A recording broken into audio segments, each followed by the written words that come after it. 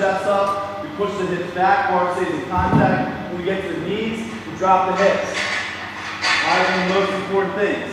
When we're doing a weight like this that people can move through quickly, what they end up doing is they push the hips back, they just go straight down, they just reach towards the floor and then pick it back up. While your back's gonna be smoked. We have kettlebell, sumo deadlift, high plates coming up, where we need to use our back and our legs, so we don't want to just smoke our back. Right? It's not a good idea anyway. Right? So when we're at the floor, the bars in contact. Chest is up, shoulders are squeezed together. Right? Try with the legs, keep the chest up. Try to bring that torso up as you pull this bar up. Right? One of the most important things, tight upper back. Right? We're using our lats to actively pull this bar into our body. Right? If the bar stays in close and the back is tight, you're going to use a lot of legs, and that's what we want. What that means, you're going to go deeper into this workout before you get tired. So that means two things: a higher score and a safer lift. Alright, so these are the lifts that people end up getting themselves hurt on. Alright, the heavy deadlifts, obviously there's a higher risk of getting yourself hurt on the heavy deadlift, but usually people are thinking, oh man, this is heavy, so I'm going to really focus on my technique. Now we have something that's moderate, it can still hurt you, especially if you get tired, but people just want to fly through it, they don't think about what they're doing. So I'm telling you right now, your score is going to be better if you think about what you're doing.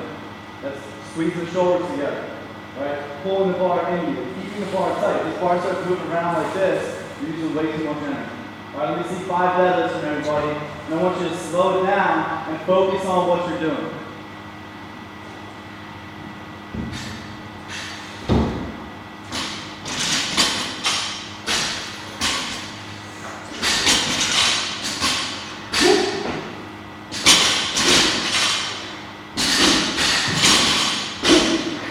Don't bounce it off the floor.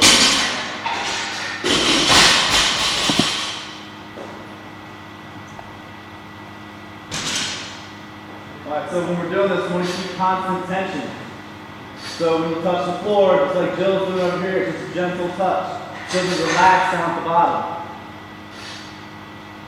Alright?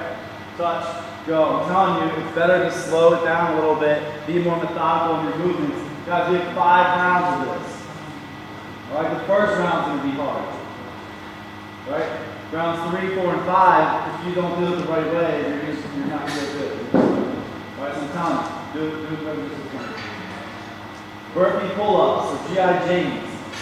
Technically they're called burpee pull-ups.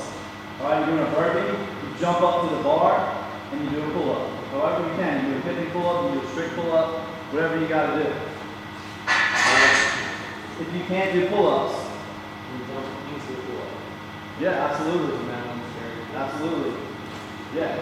So that's ideal, right? You hit the floor, you look up, as you're coming up, all in one movement, you jump. It's also a highly skilled movement. Alright, so if you can't do pull-ups, you're going to do just burpees. Questions on that? Everybody, let's go set up on the bars and let's find our spots.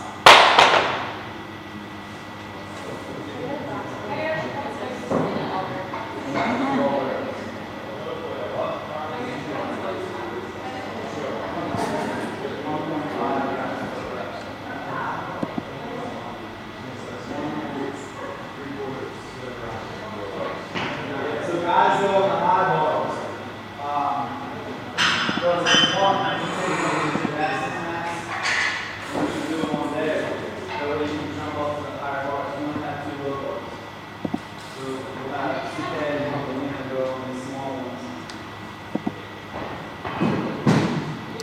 So, cool? Not right now. Well, not right now, but yeah. All boring stuff right now. Oh yeah. Well, we got I have some really good pictures of you. Awesome. Yeah, they'll be up. I'll put them up today. Facebook. Probably. Oh, all right. I'll put it up on My Box Live, so you can get them. Put them up there. My Box Live.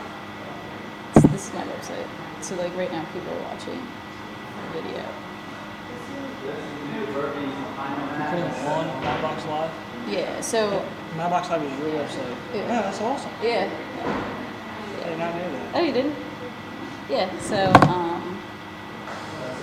see if I can find a really good picture. I There's was really tons. into computers making websites when I was in high school. And Oh, I yeah? just kind of drifted away. Yeah, I made stupid websites. Yeah, it's I a was ton young, of so they fun. were like, Anybody have any questions? Eagles website, yeah. Yeah, it was very stupid stuff. Pull up. So awesome. That's big ones. Like this one really good muscle up there. Burpees. Cool. You All look right, good in a guys, lot go of back the to the pictures because bars. you're like cut. Thanks. Not good. I like that one. That's my favorite silhouette. Yeah. I mean, Because it's dark in sumo, here, deadlift, high it's hard to pulls. get like good Who's shots never on done a sumo deadlift high pull? Cool. Who's never done a kettlebell sumo deadlift high pull? Yeah, I will. Cool. Alright, so we're in our squat stance. Chest is up high, torso is upright. Right? What are we going to do here with our shoulders? Squeeze them back. Right? Trying to keep that upper back tight. Again, same thing as the deadlift. Upper back supports the weight, the hips and the legs move the weight. So this kettlebell is being lined up right with your midfoot. So it's going to be Alright. So with a barbell, we can't go directly over our midfoot because we can't stick the bar through our leg. Right? Or we can line up a kettlebell right directly with our midfoot. That's what we want every single time. So as you come down, you're pushing the hips back. Just like that deadlift, when you get to the knees, you drop the hip. Excuse me. You're going to touch the kettlebell on the floor. Every time. Kettlebell goes to the floor. Right? As you come up, arms are relaxed. Big hip extension. Then we're finishing with a high pull. Alright? The top of this kettlebell has to come at least to your clavicle. Alright, does everybody get that? So we talk about all week, cracking down on no reps. Alright? If you don't get the kettlebell at least to your clavicle, it doesn't count. So if I say to you, no rep, Brian's on 49, I say no rep, you don't go to 50 yet, you go back to 49. Does that make sense? Kettlebell at least to the clavicle.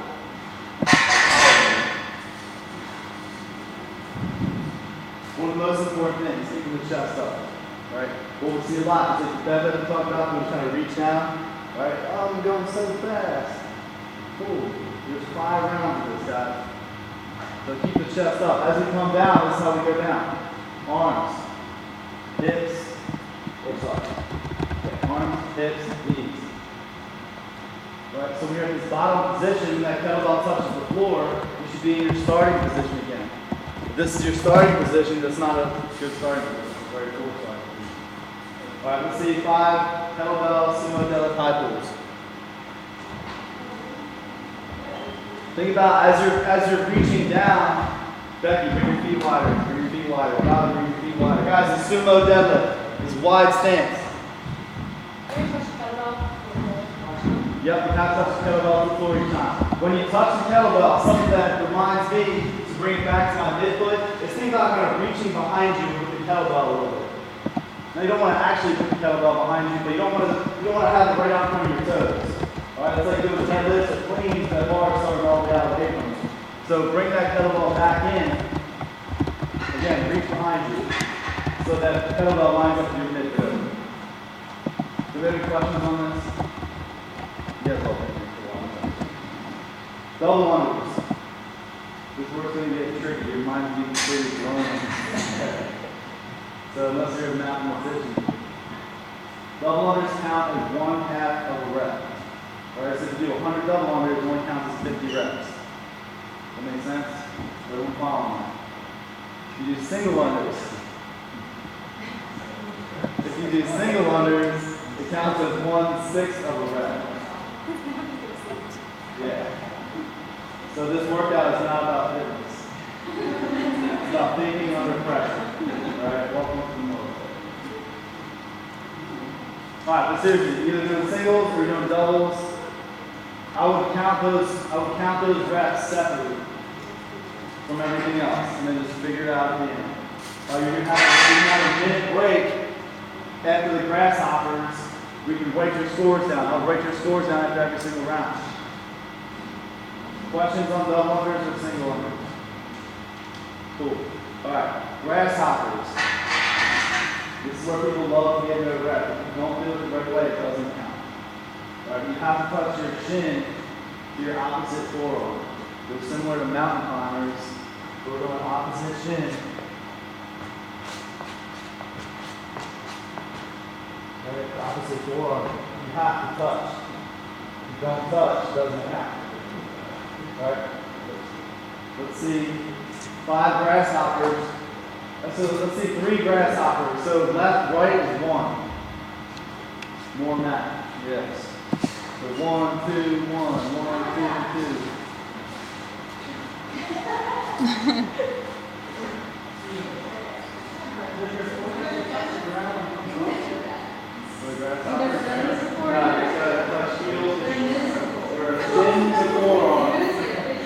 Guys, listen, the best way to do it. Yo, listen up, come on. Best way to do it is knees up and then kick at the end. Alright, so bring your knees up and across, bring up high, and then kick. Right, so at the end you gotta be a little bit aggressive to get that full range of motion there.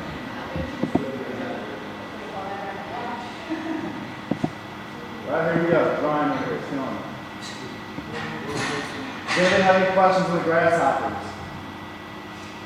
Alright, so I understand that this counting your reps is probably going to be a total shit show.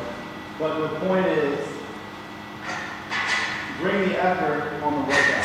The conditioning is the point of this. The score is try to keep a good score. If you lose track, it's not the end of the world. Try to keep a good score, but whatever. The most important thing is the effort involved. We're looking for good reps, good range of motion on everything. Looking for good effort. Alright, questions on anything? Ask now. Alright, 1 minute.